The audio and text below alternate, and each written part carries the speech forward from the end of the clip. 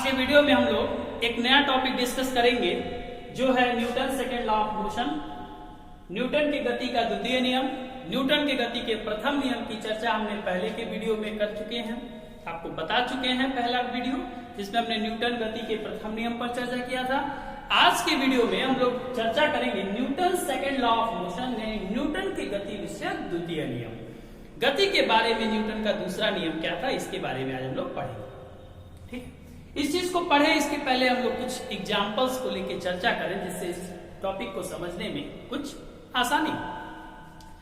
आप ऐसे चर्चा करें जैसे आप सपोज दैट आपके पास दो बॉल है, एक क्रिकेट का बॉल है और एक टेनिस का बॉल। एक बॉल जो क्रिकेट का है, क्रिकेट बॉल है, क्रिकेट बॉल, और एक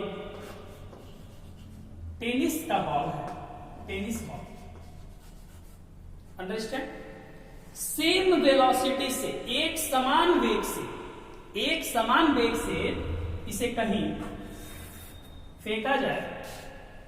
आपको सपोज दैट फॉर एग्जांपल जैसे किसी व्यक्ति को ही इस बॉल से मारा जाए, तो अगर इस टेनिस के बॉल से इस व्यक्ति को हम हिट करें और क्रिकेट के बॉल से हिट करें, दोनों की सेम वेलोसिटी भी है, एक समान वेग से इसे हिट करें, तो हम क्या देखेंगे कि क्रिकेट बॉल से लगने वाला चोट ज्यादा होगा और टेनिस बॉल से लगने वाला चोट कम होगा। अब आते हैं इसके पीछे के पहलू पर, आखिर ऐसा क्यों होगा? दोनों गेंद है, एक समान वेग से मारा गया है, तो क्यों टेनिस के बॉल से लगने वाला चोट कम होगा और क्रिकेट बॉल से लगने वाला चोट ज्यादा होगा?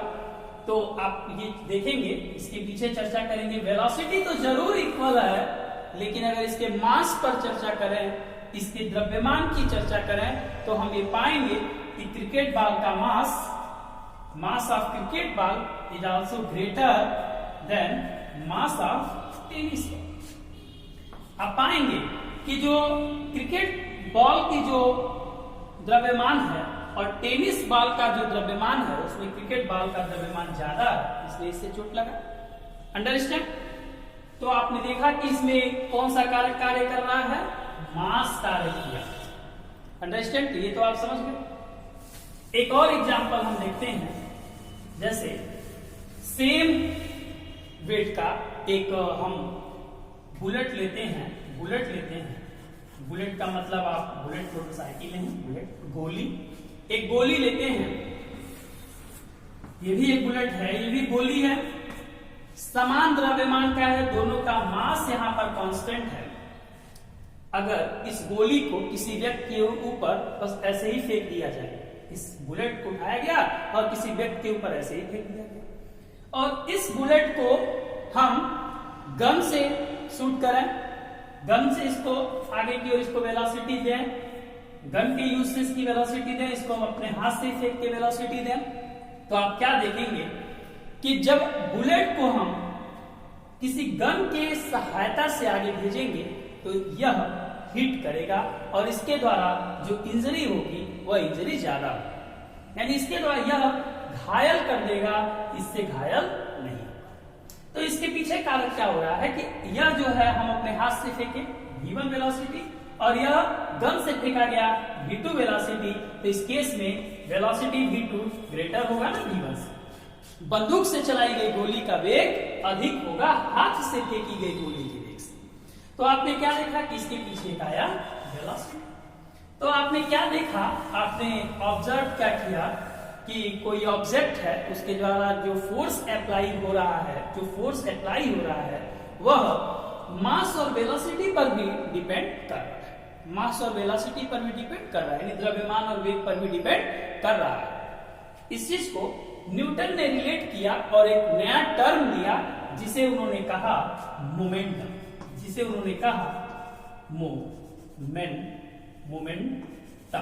मोमेंटम। और उन्होंने बताया कि यह जो मोमेंटम होता है जिसे हिंदी में संवेग कहते हैं, संवेग या मोमेंटम इक्वल होता है किसके? मास और वेलोसिटी के प्रोडक्ट। इस पर डिपेंड होता है मास और वेलोसिटी के प्रोडक्ट के बराबर क्या होता है, मोमेंटम। यानी जो मास और वेलोसिटी का जो प्रोडक्ट हुआ, जो गुणा करेंगे, जो हमें परिणाम प्राप्त होगा, वह उसे ही हम मोमेंटम। अंडरस्टैंड। अब इसके बाद हम बात करते हैं कि मोमेंटम कैसी क्वांटिटी है। तो मोमेंटम जो है, मोमेंटम में यानी संवेग में दिशा भी होता है, परिमाण भी होता है, इसलिए यह एक सदिश राशि है। यह कैसी राशि है, यह एक सदिश राशि। यह कैसी राशि है, सदिश राशि। क्लियर हो गया। इसके बाद से हम और भी इसके आगे बढ़ते हैं। अगर हम इसके यूनिट की चर्चा करें, इसका यूनिट क्या होगा, तो आप जानते हैं कि मास की यूनिट किलोग्राम होता है। किलोग्राम, मात्रक की बात कर रहे हैं, मास का किलोग्राम हो गया। और वेलोसिटी यानी वेग, तो वेग का मात्रक हम जानते हैं क्या होता है, मीटर प्रति सेकंड होता है। यानी जो इसका मात्रक तैयार हुआ वह हुआ किलोग्राम मीटर प्रति सेकंड। और इसे और भी हम लिख सकते हैं किलोग्राम मीटर सेकंड इनवर्स। तो यह हो गया आपका संवेग का मात्रक और यह हो गया संवेग। ये आपको समझ में आया। अब साथ ही साथ हम देखते हैं, आप एक और एग्जांपल को आप देखें। यदि आप देख रहे हैं, अगर मान लीजिए यहाँ एक बॉक्स है, एक बॉक्स है, यह अपने स्टैंड स्टिल कंडीशन में है, अर्थात रुका हुआ है। तो जब हम इस पर एक फोर्स अप्लाई कराएंगे, फोर्स अप्लाई कराते हैं, इसको ढकेलते हैं, तो यह आगे की ओर चलेगा, यह आगे की ओर चलेगा। और हम इसे देखिए झट ऐसे थोड़ा ढकेल के छोड़ दें, तो क्या होगा, ये थोड़ा सा बॉक्स आगे बढ़ेगा और बढ़ के फिर रुक जाएगा। और बढ़ के क्या होगा, रुक जाएगा। और अगर हम इसे कंटिन्यू फोर्स लगाते रहें, कंटिन्यू इस पर हम अपना फोर्स अप्लाई किए रहें, कंटिन्यू बल लगाएं, तो क्या होगा, ये आगे बढ़ते ही जाएगा। तो इसके संदर्भ में हम क्या देख रहे हैं कि इस चीज को अप्लाई कराने के लिए, मोमेंटम अप्लाई कराने के लिए फोर्स उस पर कंटिन्यू बना रहे, इसके लिए किस पर यह डिपेंड होता है, यह टाइम पर भी डिपेंड होता है। क्या होता है, यह टाइम पर भी डिपेंड होता है। ठीक है। यानी जो संवेग परिवर्तन की दर है, यानी आप देख रहे हैं जो फोर्स इस पर अप्लाई किया जा रहा है, वो मोमेंटम के साथ साथ समय पर भी इसकी निर्भरता है। तो इसके द्वारा जब न्यूटन ने अपने सेकेंड लॉ में यही बताया कि संवेग परिवर्तन का जो दर होता है, संवेग परिवर्तन की दर, संवेग परिवर्तन की दर is directly proportional to force. यानी बल। उन्होंने बताया कि जो संवेग परिवर्तन की दर होती है वह बल के समानुपाती है। अब जैसे हम ये मान लें कि माना कि यहाँ पर हमारे पास एक छोटा सा कोई ऑब्जेक्ट है, इस ऑब्जेक्ट का मास m है। अंडरस्टैंड। स्टार्टिंग में इसकी वेलोसिटी u है। कब, टाइम 0 पर स्टार्टिंग में रुका हुआ है। इस पर एक फोर्स एक्ट होता है, इस पर एक फोर्स काम किया और फोर्स काम करने से यह आगे बढ़ गया। तो जब यह आगे बढ़ेगा तो मास तो उसका यही रहेगा, ऑब्जेक्ट का मास यही रहेगी, इसकी वेलोसिटी चेंज होके v, इसकी वेलोसिटी चेंज होके क्या हो गई, v। तो अगर हम यहां से निकालना चाहें संवेग के बारे में, तो हम यहां से कैलकुलेशन करेंगे प्रारंभिक संवेग। क्या हमने पाया, प्रारंभिक संवेग, जिसे हम P1, संवेग को हम P से रिप्रेजेंट करते हैं, तो हम लिखेंगे P1 बराबर mu। भाई P बराबर क्या होता है, डिपेंड होता है संवेग बराबर द्रव्यमान गुणे वेग। तो यहाँ P1 हो गया, P1 बराबर m, तो यही हो गया, यहाँ इसकी वेलोसिटी u हो गई, तो mu हो गया। अगर हम इसके अंतिम संवेग की बात करें, अंतिम संवेग की बात करें, तो वो P2 होगा। और P2 किसके बराबर होगा, मास तो वही है और यहाँ इसका वेग mv। क्लियर है। तो अगर हम यहाँ इसके संवेग का परिवर्तन निकालें, क्या निकालें, संवेग का परिवर्तन, संवेग परिवर्तन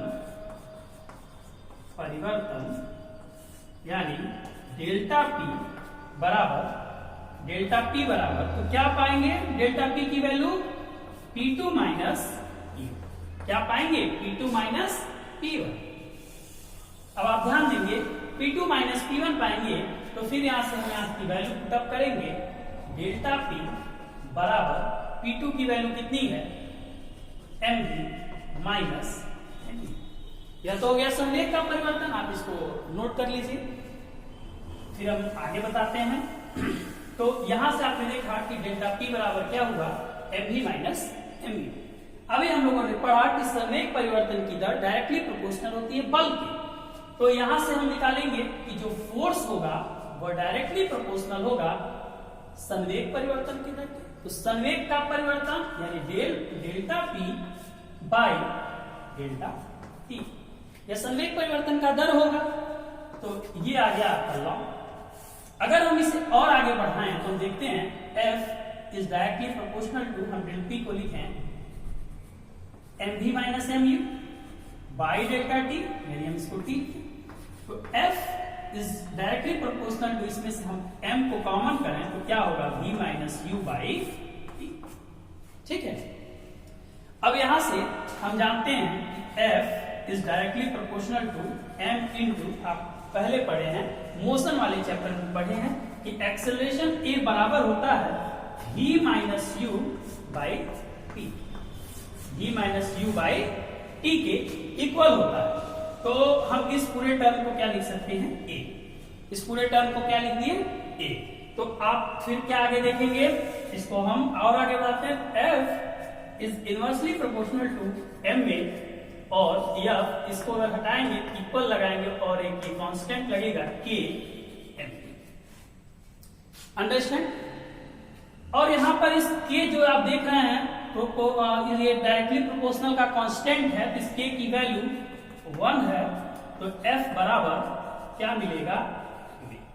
यानी हमने देखा कि फोर्स इक्वल है इसके मास इंटू एक्सेलरेशन के, यही फोर्स होता है, बल बराबर हो गया द्रव्यमान गुणे त्वरण।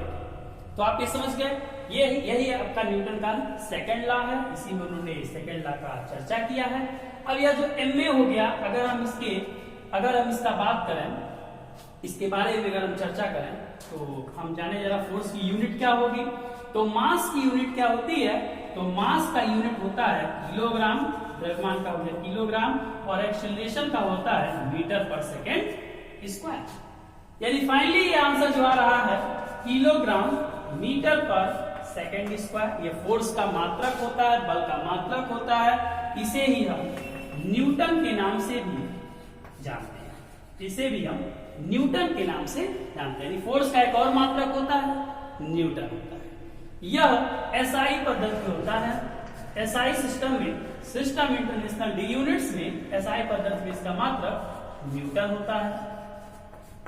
बल का मात्रक एसआई पद्धति में न्यूटन, और सीजीएस पद्धति में यही डाइन होता है, डी वाई में डाइन।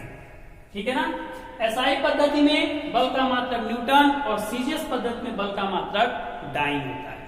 ये तो आप समझ गए बात। अब आइए इसके हम कुछ एग्जांपल्स को समझते हैं कि इसके एग्जांपल क्या होंगे। तो आप देखिए F बराबर तो ma हो गया, हम लोग जानते ही हैं F बराबर ma, और ये एक्सेलरेशन बराबर क्या होता है, तो v minus u by t होता है। और हमने क्या जाना, यह जो फोर्स एक्ट होता है यह P2 minus P1 by T, यानी संवेग परिवर्तन के दर के भी इक्वल होता है। तो इन तीनों टॉपिक को हम लोग ध्यान में रखें और हम लोग न्यूटन के द्वितीय नियम का कुछ व्यवहारिक उदाहरण को भी समझने का प्रयास करते हैं। आपने देखा होगा कि जब क्रिकेट मैच होता है, क्रिकेट मैच, उसमें जो बॉल कोई प्लेयर अगर कैच करता है तो आप देखे होंगे कि बॉल को डायरेक्ट ऐसे बॉल आया, डायरेक्ट ऐसे कैच नहीं करता, हाथ में गेंद को रोक के अपने हाथ को थोड़ा पीछे कर देता है, गेंद को रोकता है और हाथ को थोड़ा पीछे करता है। ऐसा क्यों करता है, अब इसके बारे में हम बताते हैं। जैसा कि आप जानते हैं, अगर वहां से बॉल आ रही है तो उसकी स्पीड क्या है, तेज है, यानी उसका वेलोसिटी तेज है, उसका एक्सेलरेशन तेज है। अब अगर हम उसे क्या करेंगे, वहीं का वहीं तुरंत रोक देंगे तो उस समय उसका ज्यादा एक्सेलरेशन है, तो F इक्वल्स ma। तो ज्यादा एक्सेलरेशन है ना, एक्सेलरेशन का वैल्यू ज्यादा है, एक्सेलरेशन क्या है, ज्यादा है। तो ज्यादा एक्सेलरेशन होने के कारण लगने वाला जो फोर्स होगा वह ज्यादा होगा, यानी हाथ पे जो हमारी चोट लगेगा वह ज्यादा है। आप समझ गए इस चीज को? अगर मान लीजिए डायरेक्ट नहीं हमें से आया कि नहीं रोकी, तो उस समय उसका एक्सीलरेशन ज्यादा है, त्वरण ज्यादा होने के कारण लगने वाला फोर्स ज्यादा होगा। ठीक, अब अगर हम उसको हाथ में यहाँ रोक के थोड़ा सा हाथ पीछे खींचते हैं तो वह अपनी वेलोसिटी को चेंज करता है और इसको चेंज करने में कुछ टाइम लग जाता है। तो जब टाइम बढ़ जाता है तो टाइम के बढ़ने की वजह से एक्सीलरेशन क्या होता है, कम हो जाता है। और जब यहाँ पर एक्सीलरेशन कम हो जाता है तो हाथ में लगने वाला फोर्स कम हो जाता है। क्लियर? ये आपने समझ लिया। आपने और भी देखा होगा कि ऊंची कूद जो होती है, ऊंची कूद का जो खेल होता है, उसमें आपने देखा होगा एक गद्दीदार ऐसे, आप मान लीजिए अलग एग्जांपल बताते हैं, पहले इसको आप समझ लीजिए। एक गद्दीदार मान लीजिए यहां पर कोई रखा गया है, ठीक है, गद्दीदार सतह है और यहां बिल्कुल सिंपल कोई गद्दीदार सतह नहीं है, बिल्कुल भूमि की सतह है और यहाँ कुछ ऊंचाई से व्यक्ति कूदता है। तो आप स्वयं सोच के बताइए कि किस पर कूदेगा तो उसे ज्यादा चोट लगेगा। आपका आंसर क्या आएगा कि अगर वो भूमि के सतह पर डायरेक्ट या एथलीट कूद जाता है तो उसे चोट लगने वाला चोट ज्यादा होगा, उसे ज्यादा चोट सहन करना पड़ेगा। ऐसा क्यों? ऐसा इसलिए कि मान लीजिए जब यहां से कूदेगा तो ऑलरेडी इसका एक्सेलरेशन ज्यादा है। एक्सेलरेशन क्या है? ज्यादा है।